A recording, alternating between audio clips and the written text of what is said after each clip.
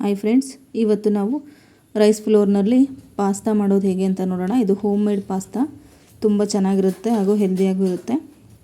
First ನಾವಿಲ್ಲಿ ಒಂದು ಪಾತ್ರೆಗೆ 1 ಕಪ್ಪಷ್ಟು ನೀರು ಹಾಕ್ಕೊಳ್ಳೋಣ. ಸ್ವಲ್ಪ ಉಪ್ಪು ಹಾಕ್ಕೊಳ್ಳೋಣ. ಅದು ನೀರು ಬಾಯ್ಲ್ ಆಗಬೇಕು. ಆವಾಗ 1 ಕಪ್ಪಷ್ಟು ರೈಸ್ ಫ್ಲೋರ್ ಹಾಕ್ಕೊಳ್ಳೋಣ. ಇದನ್ನು ಕ್ಲೀನಾಗಿ ಅದರೊಳಗಡೆ ಮಿಕ್ಸ್ ಮಾಡ್ಕೊಳ್ಳೋಣ. ನೋಡಿ, ಈ ಥರ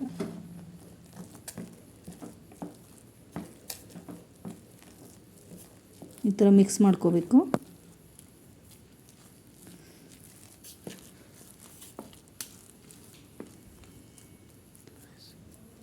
ಇದು ಒಂದು 2 ಮಿನಿಟ್ಸು ತಣ್ಣಗಾಗೋಕ್ಕೆ ಇಟ್ಬಿಡೋಣ.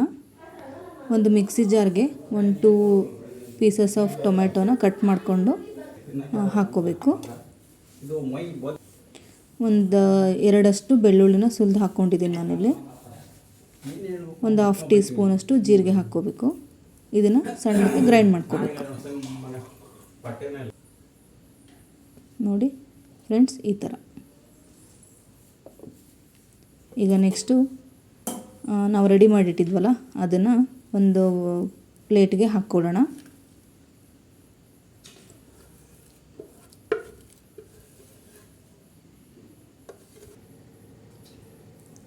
ಇದನ್ನು ಇವಾಗ ಸ್ವಲ್ಪ ಕೈಗೆ ಎಣ್ಣೆ ಹಾಕ್ಕೊಂಡು ನೀಡ್ಲು ಮಾಡಬೇಕು. ಇದನ್ನ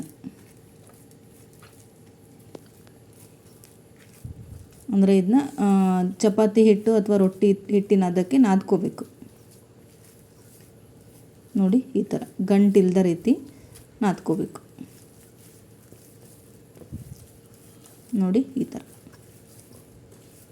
ಕೈಗೆ ಅಂಟಬಾರದು. ಇದು ಅಂಟೋದಿಲ್ಲ. ಇದು ಕ್ಲೀನಾಗಿ ಬೆಂದಿದ್ರೆ ಮಾತ್ರ ಅಂಟೋದೇ ಇಲ್ಲ.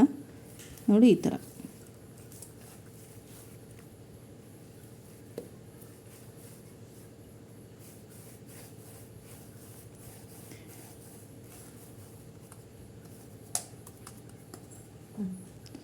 ಈಗ ಸ್ವಲ್ಪ ಪ್ಲೇಟಲ್ಲಿ ಎಣ್ಣೆ ಹಾಕ್ಕೊಂಡು ಸ್ವಲ್ಪನೇ ಕೈಗೆ ಎಣ್ಣೆ ಹಚ್ಕೊಂಡು ನಮ್ಮ ಪಾಸ್ತಾನ ರೆಡಿ ಮಾಡ್ಕೊಳ್ಳೋಣ. ನೋಡಿ, ಈ ಥರ ಮಾಡ್ಕೋಬೇಕು. ಫಸ್ಟು ಈ ಥರ ಜಸ್ಟ್ ಒಂದು ಬೆರಳಿಂದ ಈ ಥರ ಅಂದರೆ ಮುಗೀತು. ನೋಡಿ ಫ್ರೆಂಡ್ಸ್, ನಮ್ಮ ಪಾಸ್ತಾ ರೆಡಿಯಾಗಿದೆ. ಈಗ ನಾವು ಗ್ರೇವಿ ಮಾಡ್ಕೊಳ್ಳೋಣ.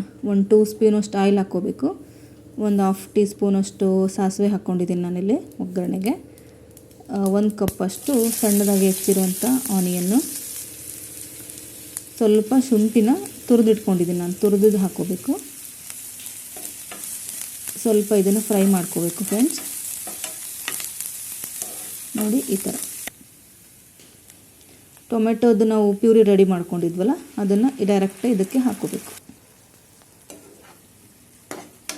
ನೋಡಿ, ಈ ಥರ ನೀಟಾಗಿ ಬಾಡಿಸ್ಕೋಬೇಕು. ಇದಕ್ಕೆ ಈಗ ಮಸಾಲೆನ ಆ್ಯಡ್ ಮಾಡ್ತಾ ಹೋಗೋಣ 1 by 1. ಸ್ವಲ್ಪ ಅಚ್ಚ ಖಾರದ ಪುಡಿ ಹಾಕ್ಕೋಬೇಕು. ರುಚಿಗೆ ತಕ್ಕಷ್ಟು ಉಪ್ಪು, ಗರಂ ಮಸಾಲ, ಒಂದು ಸ್ವಲ್ಪ ಧನಿಯಾ ಪೌಡ್ರನ್ನ ಹಾಕ್ಕೋಬೇಕು.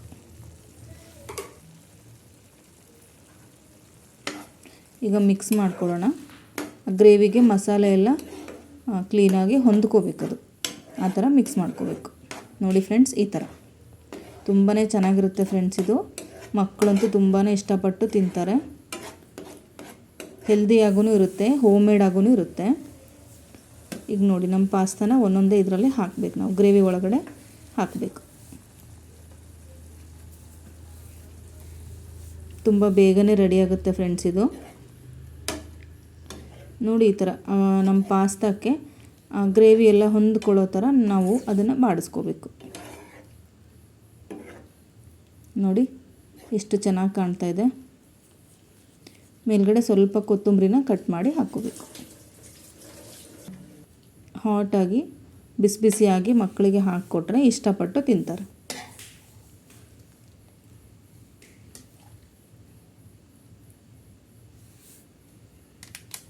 ಒಂದ್ಸಲ ನೀವು ಟ್ರೈ ಮಾಡಿ ಫ್ರೆಂಡ್ಸ್.